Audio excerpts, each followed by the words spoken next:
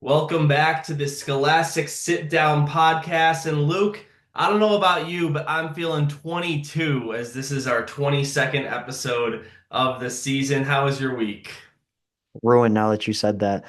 No, I'm doing great, Dylan. It's been a busy week as always, and boy, do we have quite the jump to make from league playoffs that are finishing up to now what is becoming a condensed state bracket. So we are going to run our mouths about hockey for a while, and there's no place I'd rather be, Dylan. Yeah, strap in. We're gonna talk SHL playoffs, and then we're gonna preview the quarterfinals for Red Division and Combined Division, as well as the semifinals for Girls Division, as all of those are now locked in.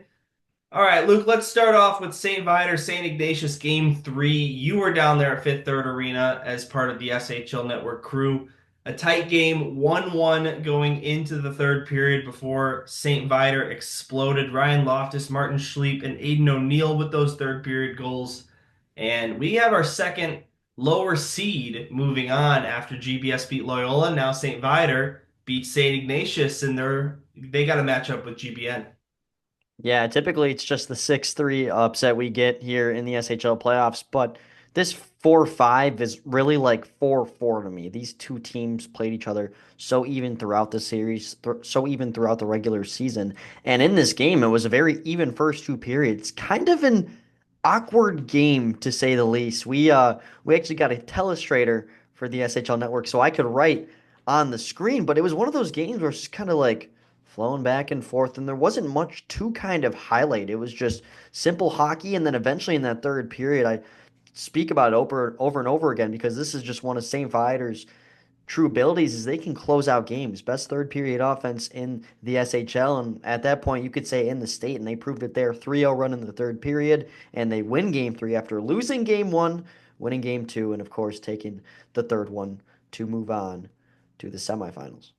So in the semifinals, they played GBN. Game one of that series was on Sunday as another even game, 1-1 going into the third, and this time it stayed that way going into overtime, but it didn't take long in overtime. Thomas Henriksen, just under 3 minutes in, gets the game winner, and GBN, the two seed, is now one win away from the SHL final.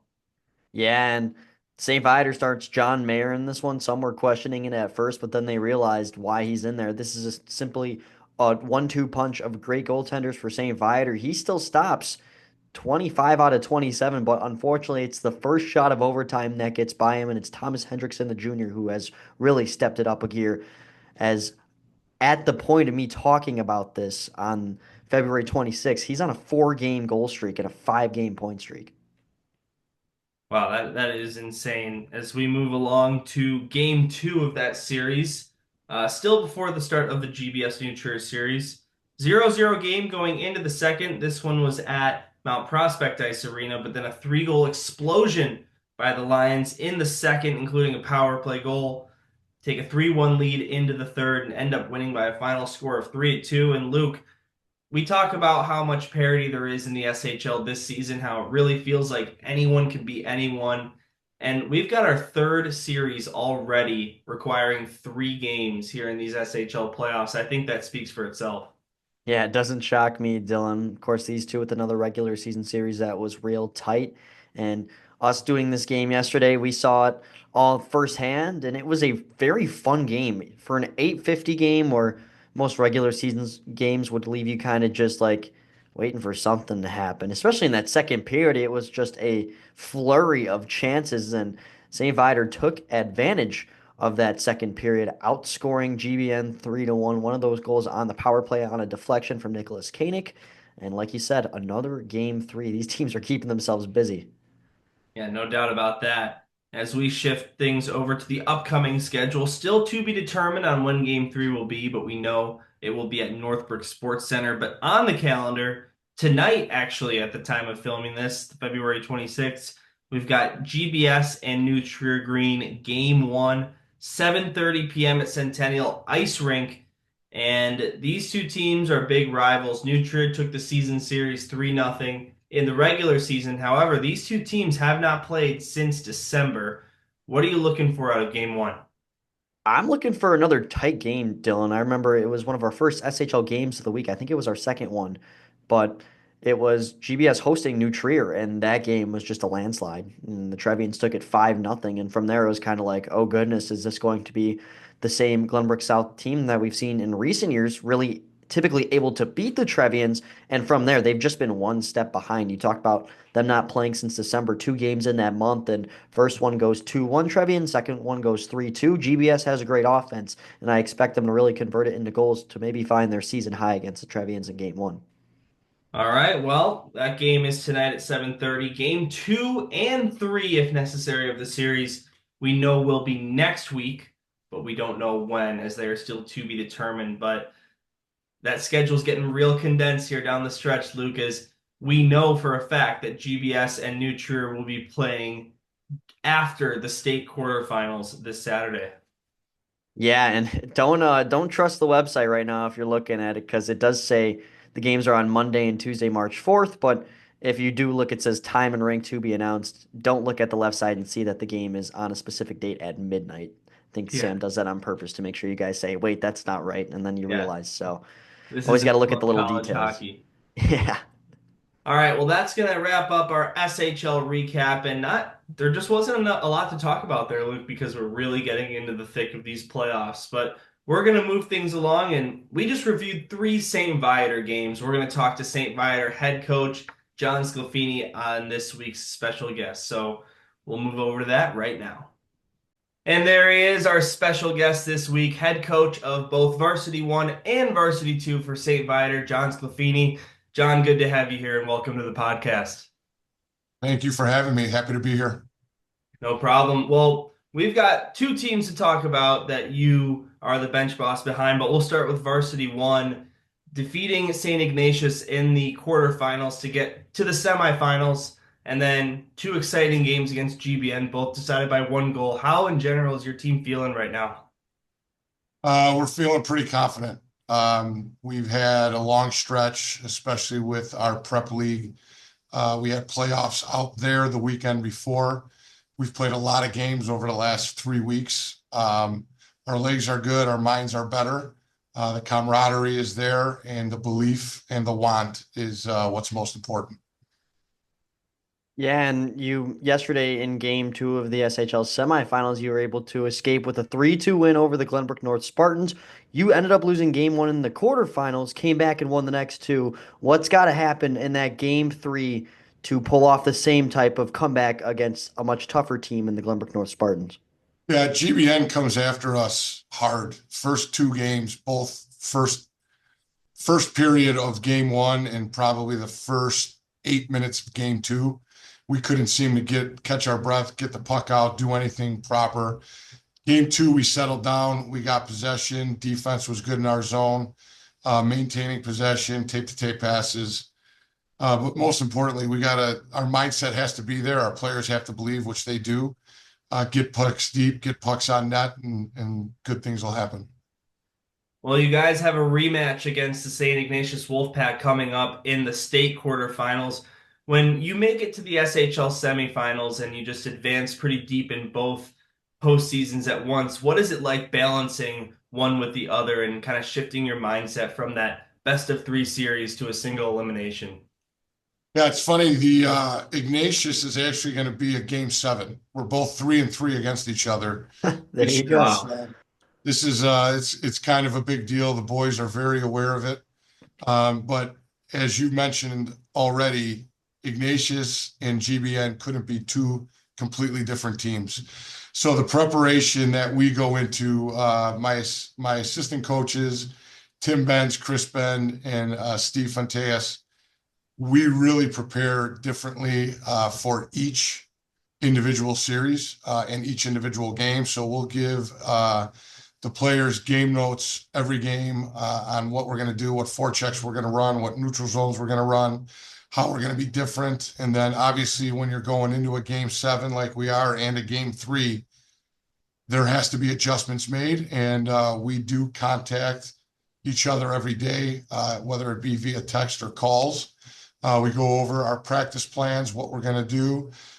Tim, Chris, and Steve really run the practices. I really oversee them. And then on the bench management side, Tim and I are basically the forefront men. However, Chris and Steve runs the D and Chris runs the forwards, but we all collaborate on line matchups and what we're going to do. So unfortunately for us, we're away on both games. So we don't have those line matchups that we're wanting, but we'll be creative in what we're going to throw out there. Yeah, and that's a great way to look at it. And I have one more question for you about the varsity one level before we talk about, of course, the incredible run that your varsity two team went on. And this is a personal one. You actually played high school hockey and coached at the Fenwick Friars. What is it like still coaching against them, your former team that you played for and coach to this day? It's bittersweet.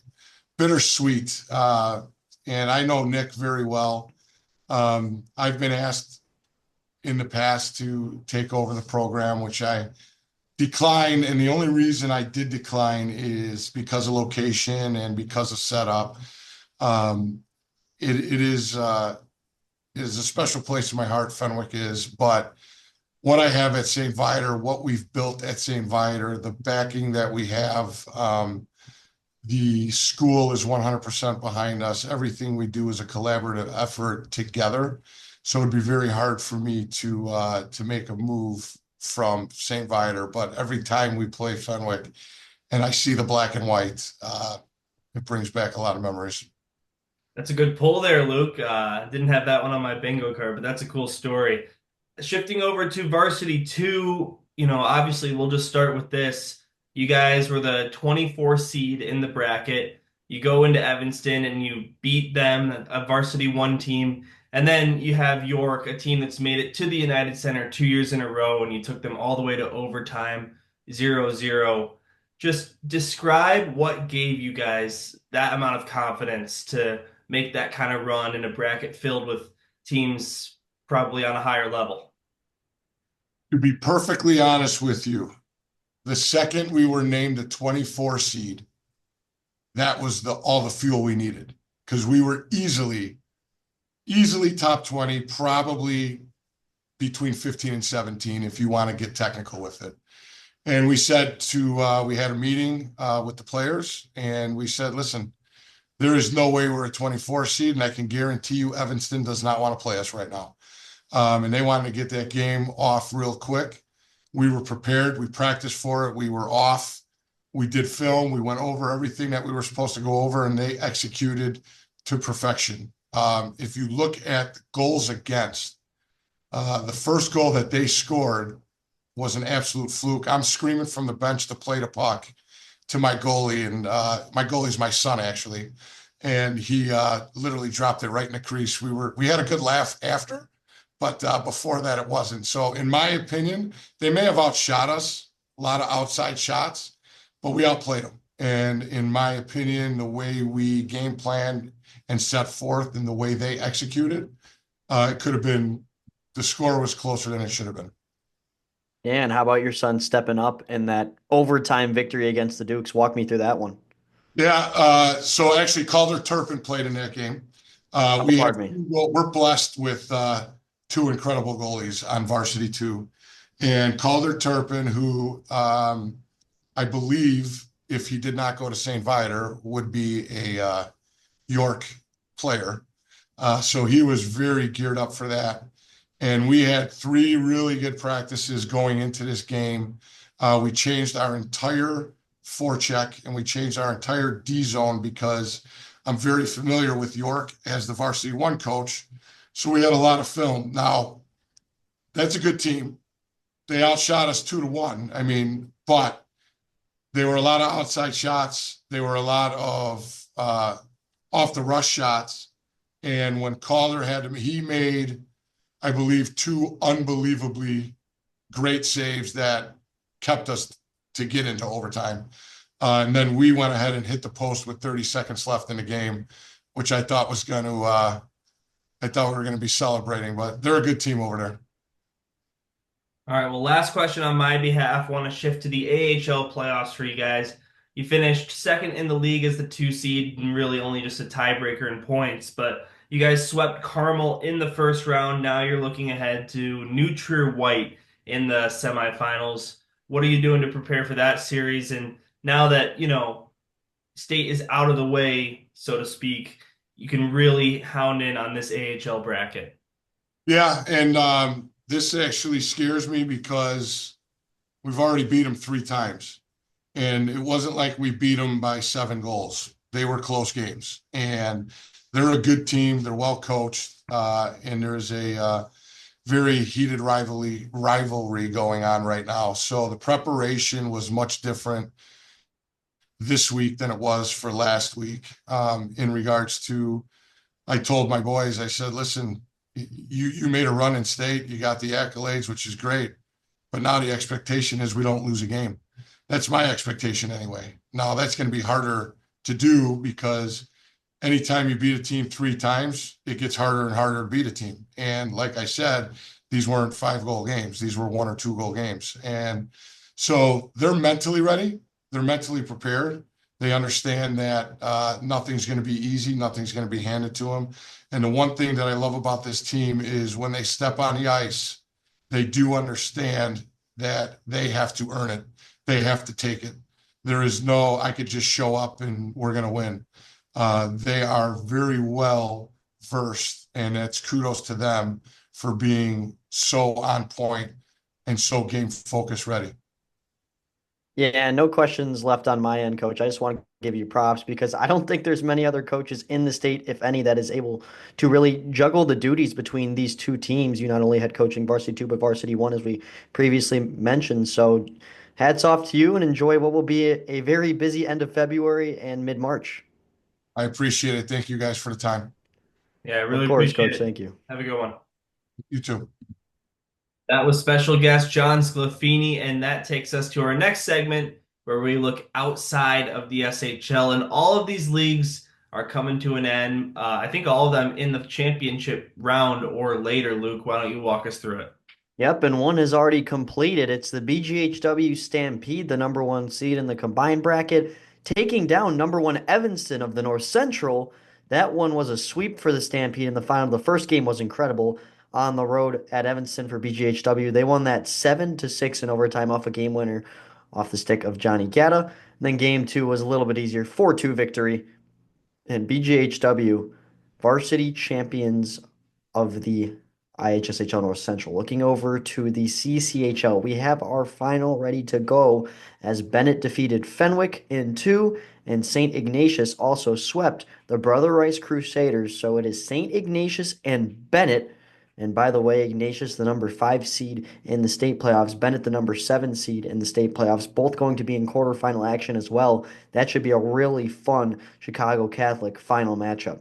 Then in the Illinois West, our final is set, and just as last week, nothing has still happened yet. It's number 3 Maine and number 5 OPRF to get things going in the West. Game one is, let me check on that. Game one is Friday, February 28th, 8:30 p.m. at Paul Hruby Ice Arena, and then game two will be Saturday, March 1st. It's a quick turnaround, under 24 hours, and we'll see if we need a game three. All right, that wraps up a quick around the outside the SHL segment. Thank you, Luke.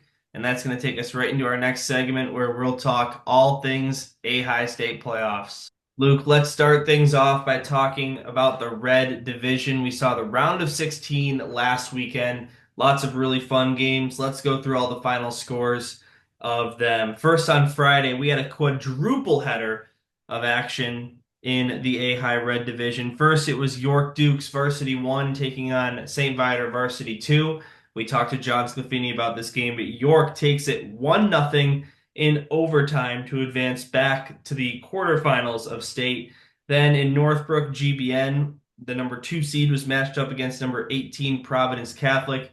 They won at home 4-1 the final score there. Then we had our all New Trier matchup. New Trier Green hosting New Trier Blue at North Shore Ice Arena. New Trier Green gets the 7-0 victory in that one, thanks to 4 goals in the third period. And finally, the last game on Friday, the number 7 Bennett Red Wings hosting the number 10 Deerfield Warriors. Both teams scored in the first period, and that was it, all the way until double overtime, where Vinny Poro scored the game winner for the Bennett Red Wings to defeat the Deerfield Warriors. Luke, what stands out to you about that slate? Well, first off, Bennett Deerfield was incredible. I don't know what's up with the Bennett Red Wings, no matter who they play. A team ranked as low as York's varsity 2 up to now Deerfield, who is just 3 seeds behind them. They go into these intense overtime games, and once again at home, they're able to take it in double overtime. Also, it always makes me laugh seeing for the second year in a row, Nutrier Green take on Nutrier Blue. I wonder if that's any bit awkward between those teammates, like, hey, Blue, we're about to knock you out. And this time in more dramatic fashion than not in more demolishing fashion than last year is what I mean. They won 7-0 this year, only winning 4-0 last year. And then of course, Coach Sclafini really broke it down for us and his team really on one of the better state runs we've seen from a true underdog in a long time. And he was telling his guys, as he mentioned earlier in this podcast, we don't deserve to be the seed we have. We should be higher. And they proved that by not only taking down Evanston, the top North Central champions team listed in the state bracket, but then they were so close to taking down York. And I just think, I know it would have been very, very hard to go to the Elite Eight and have to play Nutria Green, but I still would have loved to see it happen just for the pure cinema of what this state tournament has been so far, Dylan. Yeah, it really has been something special to watch. Moving on to Saturday, we had three more games. Loyola, the 3 seed, in at home against number 19 Highland Park. They won 5-2, the final score. Then St. Viator Varsity won, welcoming in the Carmel Catholic Corsairs for their Sweet 16 game. St. Viator winning that one with ease. Final score 8-2. And then we had an all SHL matchup again. Glenbrook South, the 6 seed, hosting the 11 seed Lake Forest Scouts. And the Titans go down 1-0, but score three unanswered to win 3-1. Luke, what about this slate stands out to you? Yeah, 3 games for sure I want to highlight. The first one being Glenbrook South Lake Forest. I filled in for you on that one, and what I saw was a Glenbrook South team that didn't hang their head down. They let up that first goal. It was a very sketchy breakout, intercepted right in center ice, and it was Preston Lou for Lake Forest that put it home. And from there, they just kept doing their job. They didn't let that shake them off, and all of a sudden they put 3 in the back of the net by the end of that one. Also, St. Viator, how about this for a dominant win? Coach Sclafini described his guys as confident, and it sure showed in that one with the Corsairs 8-2 victory. And then also, one more thing I want to look at, another team that really was able to keep their head up is St. Ignatius. It's 1-1 game, Sam Winkleman clears it out of the zone, and Brody Netsky just straight up mishandles it. And all of a sudden, Stevenson's up 2-1. And what really sticks out to me is the body language of Netsky. He doesn't go down to the ice. He doesn't hold his head down or put his hands on the top of his head. He just gets up, they drop the puck, and all of a sudden it's 4 unanswered from St. Ignatius, not letting that goal deflate them, and they down the Patriots to move on. So the Wolfpack win that one 5-2. That concludes our round of 16 recap, and it was a fun round. And that's going to take us right into the preview. All right, Luke, well, let's look at what everyone has been waiting for. Finally, the A-High State playoffs have shifted to a central location, West Meadows Ice Arena. I know your home ice rink growing up. It should be an exciting time. And we've got quarterfinals of red and combined and semifinals all set for the girls. Let's jump right into it, Luke. First, on Saturday, March 1st, all four Red Division quarterfinal games will be played. So make sure you have your calendar cleared off on that date. Also, all four of those games will be on YouTube, which we are all very excited about. Let's start with the first game. 11:30 a.m. You've got the number 1 seed and defending state champion Nutria Green taking on a York team that Nutria actually beat the last 2 seasons at the United Center. So these two teams matching up for the third year in a row in state, but a bit of a different stage here in the quarterfinals. What do you think's going to go on here? It's very bizarre to see the two teams that have previously met in the state championship the last 2 years cross paths in the quarterfinal, and I really don't know what to expect. This is going to be a very interesting game, in my opinion. New Trier is on paper much better, but you also look at how York has beaten them this season, one of the few to beat the Trevians on the year. So obviously New Trier is the favorite. They always play their best hockey at this time of year, but so does York, and people have to be aware of that. So you just don't know what the Dukes are going to bring. You already have the experience of Jack Brown, who got to tend the net as a junior last year in the state championship. But then on the other end, Wyatt Schmidt might have been a backup in the state championship last year, but he also has been on this varsity team for 3 years. So it's going to be two experienced, good goalies going at it in what should be a popcorn-worthy opener. Yeah, and you talk about last season, York to get to the UC, they took down Loyola, they took down St. Ignatius, a couple more upsets. So you never know. Up next, 2 o'clock p.m., we've got a quarterfinal rematch. St. Viator, the 5 seed against St. Ignatius, the 4 seed. And as we heard John Sclafini say, this is a game 7, right? Each team has 3 wins against one another this season, and this will be the biggest one for both teams for sure on the season in state. Yeah, no, I love that stat, game 7, because that's what it is from the start. And having already played together and playing each other so evenly, it's simply going to be the team that prepares better. And you heard Coach Sclafini already talking about how adjustments are going to need to be made when you're talking about a seventh game. This is personally my game of the week. I know it's 0-4-5, but it's so unexpected. I mean, it's really the flip of a coin when you talk about probability. I think it's a 50-50 chance that one team wins over the other. They just play each other so well. It's going to be such an awesome game to watch. Pump for that one and more good action coming up at 4:30 p.m. You've got number 2 Glenbrook North as the designated home team against number 7 Bennett Red Wings. And Bennett, the number 1 seed in the CCHL, the highest ranked non-SHL team in the bracket, and Luke, the only non-SHL team here in this round of the state playoffs. Yeah, they're representing the whole CCHL with this game in their hands, and they have a very tough, defensively well-structured opponent in Glenbrook North.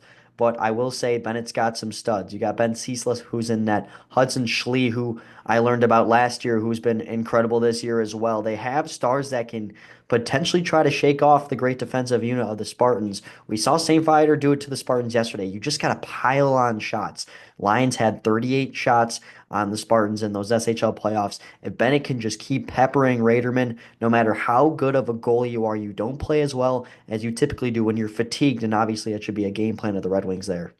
Of course, much easier said than done. That's going to be another good one. And we're going to wrap things up with at 7 o'clock, Loyola Gold, the number 3 seed, facing Glenbrook South, the 6th seed. Another SHL quarterfinal rematch. And Luke, another game 7, as both teams have won 3 against the other so far on this season. And it all comes down to the state quarterfinals. Yeah, and oh my goodness, you talk about another unpredictable game. Same narrative as St. Viator, St. Ignatius, Glenbrook South over the course of the regular season just had a couple of things didn't go their way, and that's why they're 3 seeds below Loyola. But also Loyola, who is undefeated in January, by the way, in SHL play, has just been cruising along in the year of 2025. They have become so much more of a talk than they used to be at the start of the season. They've had some great players like the shifty Peter Lochnicki or Matt Klein, who we even had on this podcast. You watch him play defense, he just always knows where to be, and he's going to have another tough task and a familiar face in Blake Hoffer and company. That should be a fun matchup to watch in the Loyola defensive zone. And Luke, you talk about this Loyola team who's 11-3 in their last 14 games. Those 3 losses were to Glenbrook South. So they Wow. might be their kryptonite. You never know. Really excited for that one as we're going to move things along into the combined Elite Eight. So all 4 of those games on Saturday, Sunday off, and then Monday we've got 2 combined games, and Tuesday we've got the other 2. So Luke, let's have a look on Monday, March the 3rd at 6:30 p.m., also at West Meadows Ice Arena. We've got the LZMW Yeti, the number 10 seed, going up against the number 2 Warriors Hockey Club, the defending state champion Warriors. Luke, what do you make of this one? Yeah, the defending state champion Warriors, and they got even deeper combining this year with Wheaton West, who was the 10 seed in the playoffs last year. And I went and watched their game against the D211 Chiefs in the round of 16 because I formerly played for the Chiefs and I wanted to support my guys, but I also brought a roster sheet and like a little scout board for the Warriors because they're a team that I wouldn't be surprised to see in the semifinals, but they got to get by this opponent in LZDMW who is honestly a little bit of a sleeper. They didn't make the North Central playoffs, but they did win the lower bracket, and I really do think they can compete with anybody. But just watching that Warriors team in person, especially against my former guys. They just move the puck so well. You do not want those guys on a power play because they will make your four penalty killers run laps around the defensive zone. Should be a really fun one. Well, that one will be followed up by again another game at 8:30 p.m. same night on Monday the 3rd. We've got the lowest remaining seed in the combined division bracket, the D155 Predators in against the number 3 seed Chicago North. And we talked about Warriors winning state last year. Chicago North, the team they beat in the championship. Yeah, and oh my goodness, Chicago North, that was a very mean game in the round of 16. They took on Rockford, and that was not a score I expected. Did I expect Chicago North to win? Absolutely. But 15-0 with the shots on goal, I believe, 49-2. That's that's a that's a statement for sure. Good And old two save shutout, that one. yeah, two save shutout. Typically, it's just an error because of the parents inside the scores box. But no, this was actually a real shots on goal stat, 49-2 favoring Chicago North. And on the other end, it's D155, who was actually in the varsity gold division of the North Central league last year, and they made the jump to champions, and they looked pretty good. They just knocked off Prep. They were outshot by a mile. Some great goaltending helped them get to this point. And if you're rooting out for an underdog out of any division, girls, combined, or red, the lowest seed out of all of them is D155. So obviously you're rooting on that underdog story if you just love underdogs, but it's going to be a very tough task with, of course, the offensive firepower of Chicago North. Yes, it will. All right, moving along to Tuesday, the second half of the Elite Eight for the combined division. Tuesday, March 4th, 6:30 p.m. We've got the number one seeded BGHW uh, at home, and they're not only the designated home team, but sort of a true home team at West Meadows Ice Arena as they host number 8 Lincoln Way. Yeah, I know, and some people say that, oh, that's not a big advantage. No, it is. Just getting that familiarity of being where you've already played all season. Plus, you have students that are going to probably pack a whole bleacher knowing that their team's in the Elite Eight. And on the other hand, Lincoln Way's making a travel. They play out of Homewood Flossmoor Ice Arena, but they had that great game at home back on Saturday against Naperville, winning 2-1 in overtime. On the other end, BGHW, dominant fashion against Oswego, 7-1 win, and there was one point in that game where the shots on goal were 14-0, kind of giving me deja vu of that Chicago North game. But Oswego being able to hold in a little bit more than Rockford did. But you cannot take any team in the state playoffs lightly. And I mentioned it a couple podcasts back in our outside the SHL segment. Lincoln Way got really hot at the end of that West regular season. They proved they could beat anybody. All right, and then final game, Luke, of the round of 8 for the combined division. We've got a pretty even battle in terms of seeds. The number 4 Plainfield Predators against the number 5 Maine Hockey Club. That one's the 8:30 slot on Tuesday the 4th. Yeah, Plainfield's offense versus Maine's defense is going to be very entertaining. And these are two teams that are already plenty familiar with each other, both coming out of the West Division.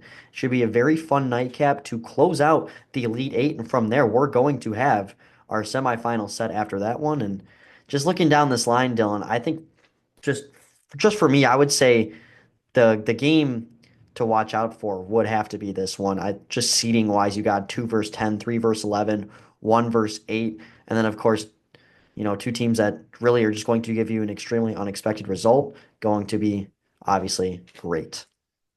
All right, well, the semifinals for the Red Division and the JV Blue Division will be on Saturday, while the semifinals for the combined varsity and JV will be on Sunday.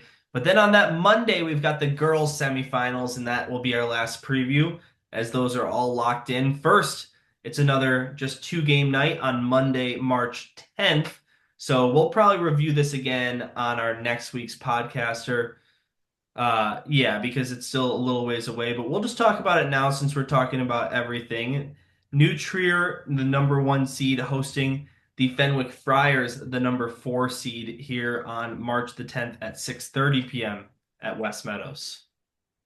Yeah, and that New Trier Fenwick game is going to be very entertaining because New Trier, obviously the number 1 seed this year, and they've shown it, but also Fenwick, when they are consistent and they have Caitlin Dill and Ella Scotty together on the line just playing great hockey, I do think they can hang with the Trevians. And I know in the past year, some people have said, oh, the girls' bracket is so predictable. It's typically the top seeds just because the teams are better. But I wouldn't let my guard down personally if I'm New Trier, especially on the defensive end.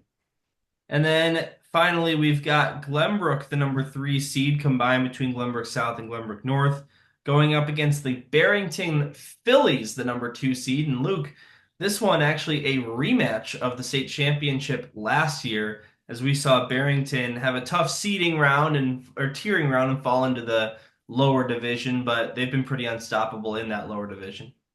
Sure have, and I think even if you put them in that upper division, they could be almost nearly as unstoppable when you look at wins to losses. I think them and Nutria are pretty well matched, but on Barrington's end, obviously you got to watch out for the Gorbatenko sisters. I remember in that state reveal you talked about Barrington. I believe you said Nicole Gorbatenko's got what 4.5 points a game. That's just simply video game numbers. So if she keeps that going, the Wisconsin commit, she's going to be deadly to Glenbrook, but. Obviously, Glenbrook looking for that revenge. As you said, me and you were there last year at the United Center, and they want to get back to that point by climbing the mountain that the Broncos currently sit on top of. All right, well, that does it for our A-High State playoffs preview. We'll close things off with our final segment.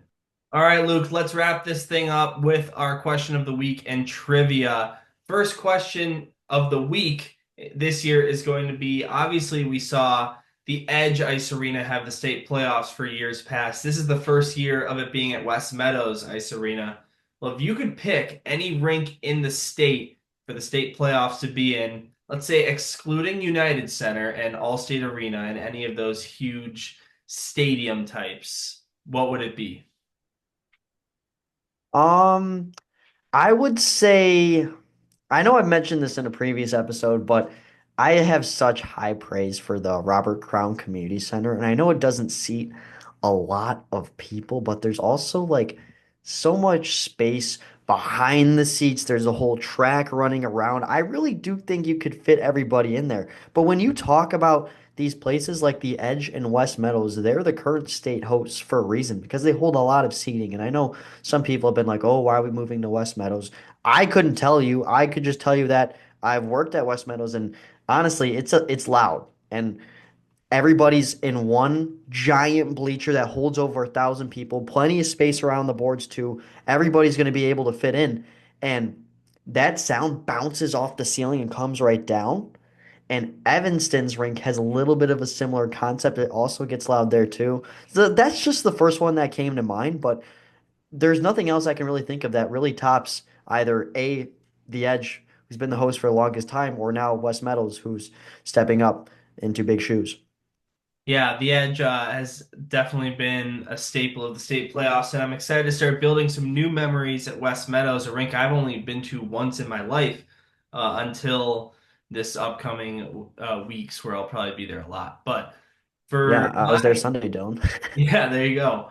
For my answer, I'm actually going to say Centennial Ice Rink in Wilmette. We saw it host the Oh, North-South that's a good one. game this year, over 1,200 capacity in that rink. And like you said, the bleachers are all just on one side, kind of like West Meadows.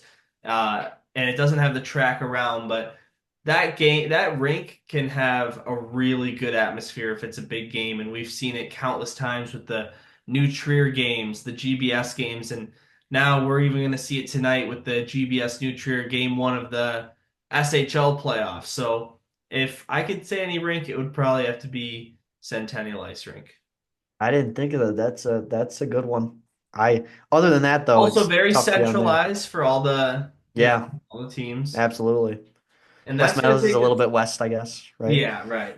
That is going to take us into our trivia this week, and we'll start by giving you the answer to our trivia last week, which nobody answered, unfortunately. It was when was the last time Loyola Gold didn't make it to the SHL semifinals? If you can believe it, Luke, it was back in 2015 where they got swept by the Barrington Broncos in the quarterfinals. Wow. A much different time. Yeah, I remember you said how times have changed, and I was like, Yeah. yeah, no kidding. Yeah. But yeah, I'm disappointed none of you guys got to that one. Yeah, I don't know where Dana is. Not sure about that, but Here is our trivia question next week, and Luke is the genius behind this one. So, Luke, why don't you ask the people? Yeah, I'm not going to sound like a genius by the way I word it, but I'm going to try my best. So basically, here there's two questions and combined into one. First off, can you name the SHL head coach that previously played their NCAA hockey at St. Norbert College up in the Green Bay area up in Wisconsin? And then can you name the current SHL coach that is going to be current and is currently the head coach at St. Norbert College, but their ACHA program? There's one coach that previously played there, now one that's a head coach for the ACHA team, all the way up in Wisconsin somehow. We found two coaches that correlate, and let me give you a little bit of a hint. It might be from a claimed rivalry in the SHL. So I know it's a tough question, but that hint should hopefully kind of narrow it down for you. A much easier question than perhaps last week. And you know what? Let's get some answers, shall we? Well, Luke, if I know Dana, it wasn't confusing at all to him. He's already got the gears turning in his brain and getting ready to answer it. But we did not get 10 answers last week, so that is why we are wearing these clothes. And Hmm. we're gonna up our challenge a little bit. If we can get 25 comments on this week's podcast from 25 different people, and they have to be relevant comments. They can't just be the letter A and a space bar or something. They have to say something about the video. 25 comments. Next episode, we will be in our suits and ties. Let's make it happen for the sake of the state playoffs coming up. Leave those comments down in the comment bar. All right. Well, that was episode number 22 of the Scholastic Sit Down. Thank you so much for watching, and we've only got a couple of these left, so make sure you keep on tuning in every week. Until then, enjoy the playoff hockey, everyone.